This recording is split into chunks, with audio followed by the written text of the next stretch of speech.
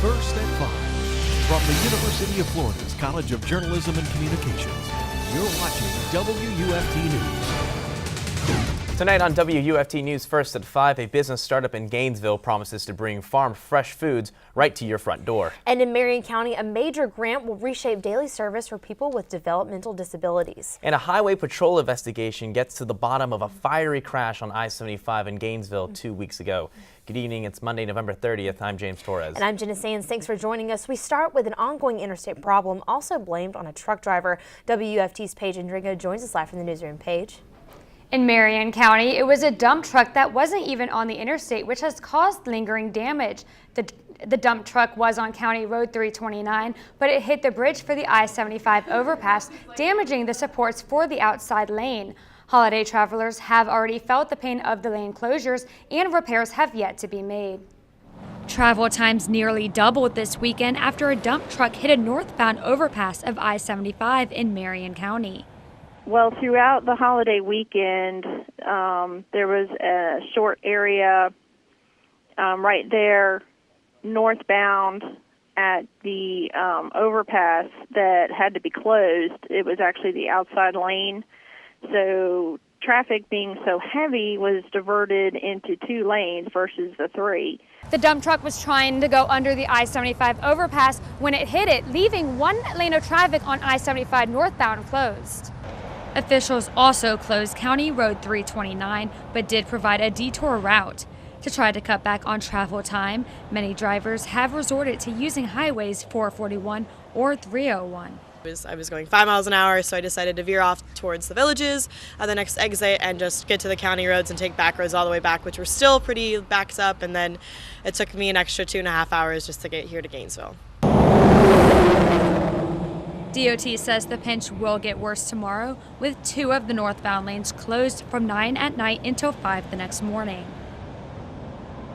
Meanwhile, we're learning more about the I-75 truck crash in Gainesville 2 weeks ago, which blocked evening traffic for hours. The Highway Patrol says a semi-driver heading north crossed the median, then jackknifed and caught on fire after sideswiping another semi heading south. The driver of the first truck who died in the fire has yet to be identified. The Highway Patrol is still investigating the crash. Reporting live from the newsroom, Paige Andringa, WUFT News. Thank you, Paige. A 5-year-old girl died this morning after being injured in an ATV accident over a week ago. Kingsley Tompkins of Newberry was thrown from a four-wheeler when the driver lost control, making a turn, and the ATV turned over on her. No charges have been filed yet, but investigators listed alcohol as a factor in the accident. The University of Florida is mourning the loss of a noted professor and clinical manager. Richard Christensen, a professor of psychiatry, ran UF clinics in Jacksonville and was known for outreach to the homeless. He died in Africa last week, hit by a car while working on a Habitat for Humanity project. Christensen won many teaching honors at UF, and his published work focused on caring for the poor and underserved. Funeral arrangements have yet to be announced. And the Council on American Islamic Relations may appeal after its lawsuit against the local gun store owner was dismissed. CARE filed the suit after Florida Gun Supply in Inverness announced the business was a Muslim-free zone. In the dismissal, a federal judge said CARE couldn't prove its members were discriminated at the store, but pointed out that the Muslim-free zone policy might violate the Civil Rights Act. Store owner Andy Holloman, who said in a video posted on the store's Facebook page that justice has been served, but CARE Florida plans to file an appeal in the next month. Well, it's another dry day today here in North Central Florida. And it's not really a bad thing. UF forecaster Rebecca Kopelman joins us now in the Weather Center. Rebecca, how much longer will this dry weather last? It's going to last for the next couple of days, but some changes are coming by the middle of this week that'll have you grabbing the umbrellas. I'll talk more about that later, but for right now, let's enjoy the nice weather. Just a couple of clouds in the sky, sun starting to set, temperatures starting to fall, but our high today on campus was 80 degrees, 10 degrees above average to round out the month of November. Temperatures are going to continue to fall to 65 degrees by 10 o'clock, and by 2 a.m. 62. And there could be some fog developing, so you want to take it a bit slower on the roadways in the morning. Fog could develop as early as 2 a.m. and continue to spread out across the area through the morning and during your commute, so you want to take it just a bit slower out there in the morning because of that fog. And James and Jenna, there This is the last day of hurricane season, the last day of November, and it's now the 10th year that there hasn't been a landfalling hurricane in the state of Florida. Yeah, I remember Wilma 10 years ago. I was flying in a plane actually right next to it, getting a ton of turbulence. Well, I'm sure this year we're definitely counting our blessings. Thanks, Rebecca. Well, even though he's been on the job for almost a year now, this week kicks off the inauguration festivities for UF President Kent Fox.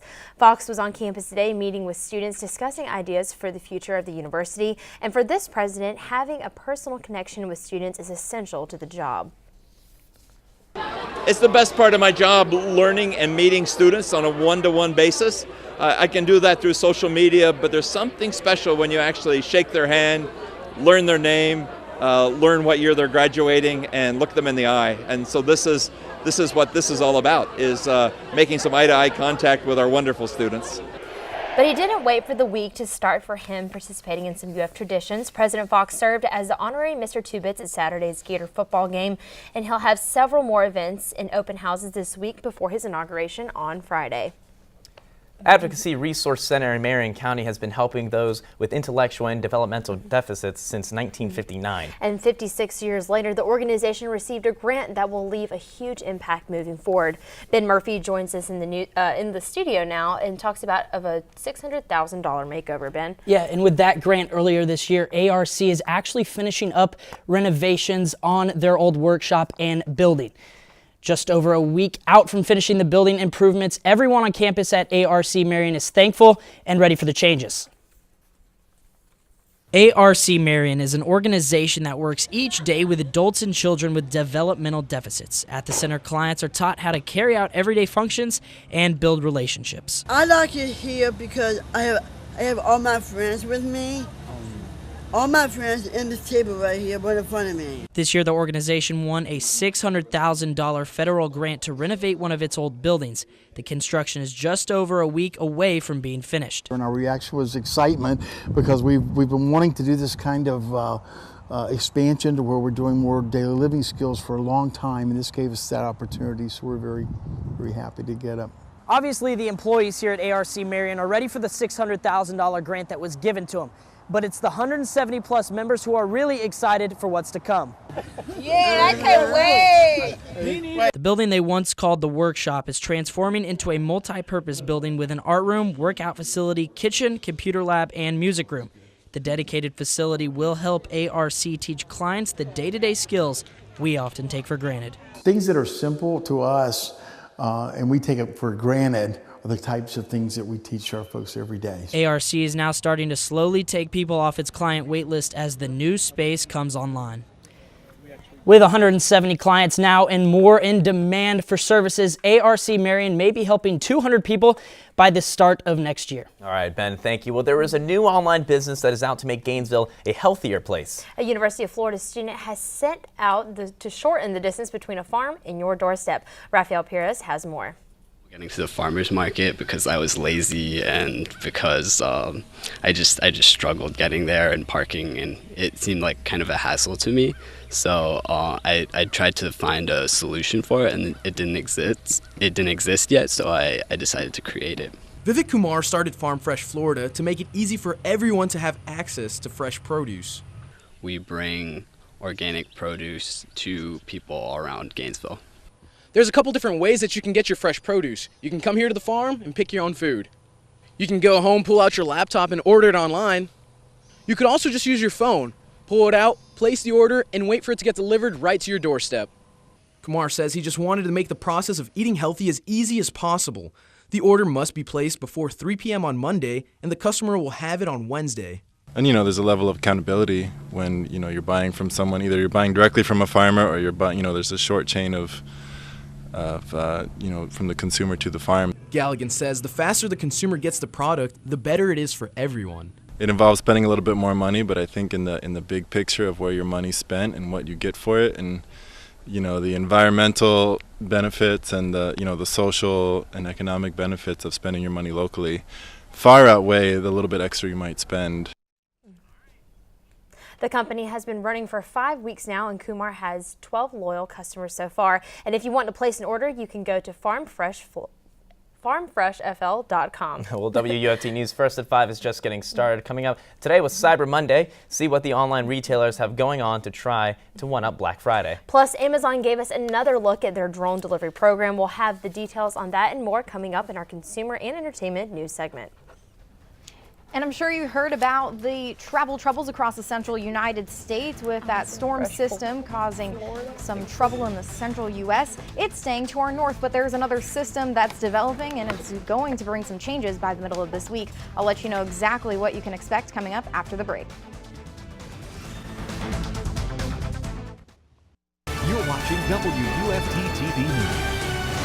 Welcome back. It's been a busy and perhaps record-breaking Cyber Monday with millions of shoppers looking for online deals. And so many were going to Target.com. The site actually crashed for a short time. Jay Gray has a closer look now at the trends and the effort behind the scenes to fill all of those orders. It's a new sound of the season. The whiz and hum of the holidays, robots and conveyor belts moving orders at Amazon as fast as shoppers can point and click. We are in full force. At this point, 95% of people probably spent about 4 hours on average shopping online at work. But going into the evening, a lot of the Cyber Monday deals will be holding strong. Data from Adobe shows online sales have actually been strong since Thanksgiving, with shoppers spending more than $7 billion online from Thursday through the weekend, up dramatically over last year. About a third placing orders from their mobile devices. I can't tell you when I was in the mall last. You know, even in small communities like this one, Hightstown, New Jersey, that's anything but high tech, many are logging on and looking for deals on Cyber Monday. It's ease of use. No, the crowds today are in the distribution and fulfillment centers like this one, shuttling Cyber Monday orders. Around the U.S. today, there are almost 200,000 employees and 30,000 robotic drive units out servicing customers for our record Cyber Monday today. High volume and high tech, a growing holiday tradition. Jay Gray, NBC News, Hightstown, New Jersey.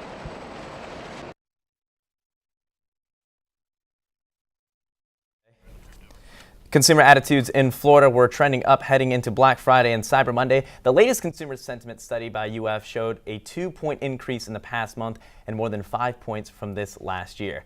A big jump was seen in families making less than $50,000 a year and up nearly 8 points from last year. The only drop shown in the study was for big ticket items such as cars, and Florida's unemployment rate dropped to 5.1% in October, still slightly higher than the national average of 5%.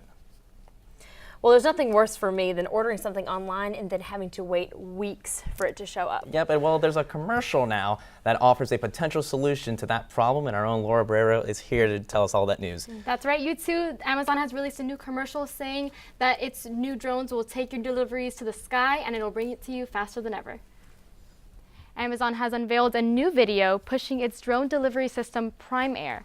The video features British TV show host Jeremy Clarkson, telling the story of a young girl who needs a new pair of soccer cleats. The commercial is designed to show the capabilities of the drone fleet Amazon has been developing. On its website, Amazon promises its drones will be able to deliver packages weighing up to 5 pounds in under 30 minutes. But the service isn't launching anytime soon. It still hasn't been approved and faces regulatory hurdles in US and other countries.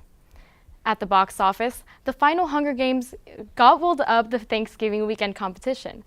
Mockingjay Part 2 brought in nearly $76 million, and the film has grossed close to $200 million to date. Walt Disney Pictures' The Good Dinosaur took second place, bringing in just over $39 million. The Pixar animation shows the audience an alternate timeline, millions of years after the asteroid that would have caused the extinction of the dinosaurs passes safely over the Earth. The new entry in the Rocky saga, Creed, finished third with just over $30 million in this one. Rocky Balboa trains Apollo Creed's son, and believe it or not, it's a Critics' Choice selection. Adele can say hello from the other side of record-breaking numbers. Her new album, 25, sold 3.38 million copies during its first week. That beat the previous single sales week record set by NSYNC's No Strings Attached 15 years ago. 25 is also the only album to sell more than 3 million copies in a week. That's 335 albums sold per minute. Mexico just set another world record for gathering the largest number of people dressed as members of the iconic rock band, the Beatles. By the organizers' count, 294 people gathered in a park in Mexico City, dressed in costumes reflecting the group's various styles over the decades. That should break the previous record of 250. The audience cheered as the final tally was announced. Mexico will need to send the paperwork into Guinness for official verification.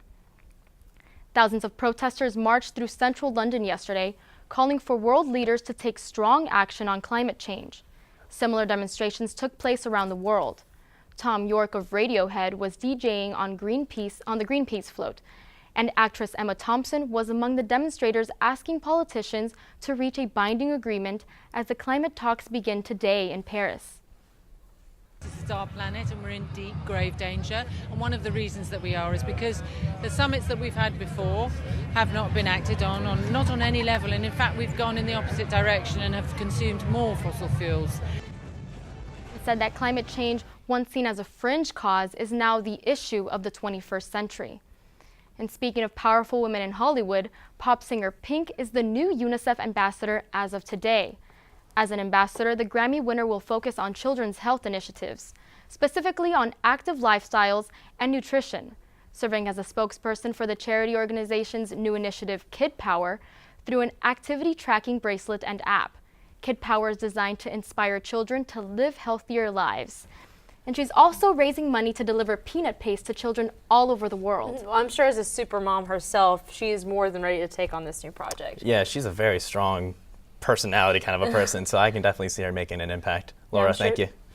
Unless you have something else to say. No, it's fine, it's fine. All right, well, if you think we've had a warm fall, you're probably right. Rebecca has been crunching some numbers about our recent temperatures. Rebecca, is this month's heat unusual? Well, I'll tell you just how unusual it is. This November in Gainesville will likely rank as the second warmest on record. We've had temperatures above average several days. We even broke the all-time daily record high temperature in Gainesville in early November, if you remember that heat in the start of the month. Well, these are the average daily temperatures. This includes the highs and lows. That line represents the normal. Now, as you can see, most of these days were well above normal, and in fact, half of the days this month were 10 degrees above average. And we only had about 3 or 4 days that were actually below the average mark. We had a little bit of that cool down, but now we're ending the month just as warm, or almost just as warm as we started it. The average daily temperature normal for November is about 62.8 degrees. That's the average. In 2014, it was actually the coldest on record since 1960. This year will likely top out as the second warmest since 1960. We have to wait for all of that data to come in for today to officially declare it, but we're pretty confident that it's going to end up as the second warmest with an average temperature of 70 degrees for the entire month. And in fact, the warmth continues. We continue into December warm. Temperatures 10 degrees above average Tuesday through Wednesday. We have another front on the way, which will bring a good chance for showers Wednesday night through Thursday, but we're not going to completely dry out when we get to the weekend. Nor'easter could possibly develop, bringing breezy, cool, and a few showers by the weekend. I'm going to break it all down for you here, but for tonight, we're going to possibly have some fog developing in the overnight hours and could become a bit more widespread close to 5 a.m. and continue through your morning commute, likely lifting close to 9 or 10 o'clock, so you'll want to use caution on the roadways. You'll wake up in the morning to comfortable temperatures, but they're going to be 10 degrees above average. So here's your point number one, with the warm weather continuing into December. 60 degrees in Gainesville, and then in the afternoon getting up to 82 in Gainesville for that high temperature, 84 out in Ocala. But I'm watching the next storm system developing. We have the first system that's been impacting the central U.S., going to stay to our north, but this swirl out here is going to start to move further to the south, and a cold front's going to start to move closer to the area by Wednesday evening. A few showers will be possible late Wednesday night. Will be mostly dry through Wednesday. Then a few showers could develop better chance for rain rather is possible on Thursday into Fridays. We could have a disturbance developing along the front, could bring some persistent rainfall throughout the day on Thursday, and we really don't start to dry out until the end of this weekend. We're going to have an onshore flow develop late Friday into Saturday, and we'll leave the chance for rain in the forecast. But we do turn cooler after the start in the 80s for Tuesday and Wednesday. Temperatures fall below average by Thursday through the weekend with high temperatures in the 60s. Back to you. All right, Rebecca, thank you. Well, the Florida Gator football team ended its regular season this past weekend, and not exactly the way they wanted to. Yeah, that's right. The Gators lost to their in-state rival, Florida State, and our sports anchor, Jonathan Perez, joins us now. Yeah, definitely a blowout loss and a tough loss for the Gators, but their season isn't over quite yet. They're getting ready to play for the SEC Championship game. When we come back, I'll tell you what Coach Mack said in his press conference today regarding the Alabama Crimson Tide. Stay with us. Sports is next.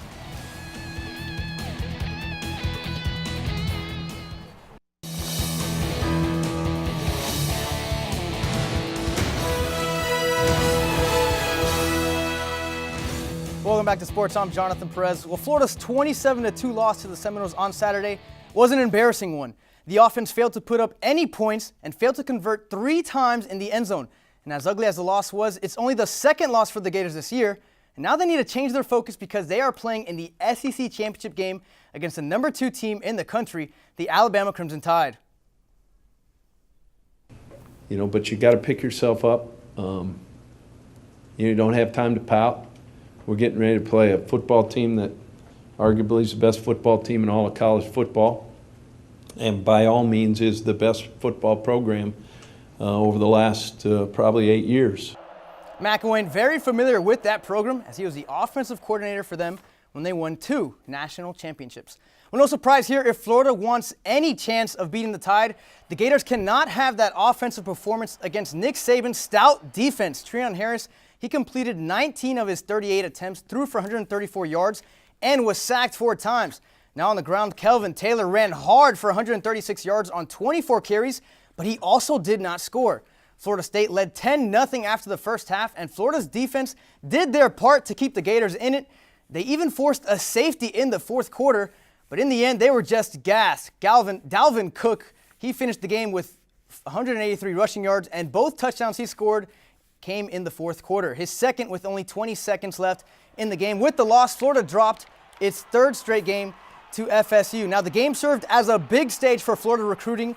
After the game, they landed 3 big recruits for next season, one being 4-star quarterback Philippe Franks, 3-star junior college athlete Dre Massey, and 3-star offensive lineman Jawan Taylor, also verbally committed to UF next year. But today, Javon Myers, the 4-star defensive back, decommitted on Twitter. He did say, however, Florida is still in consideration.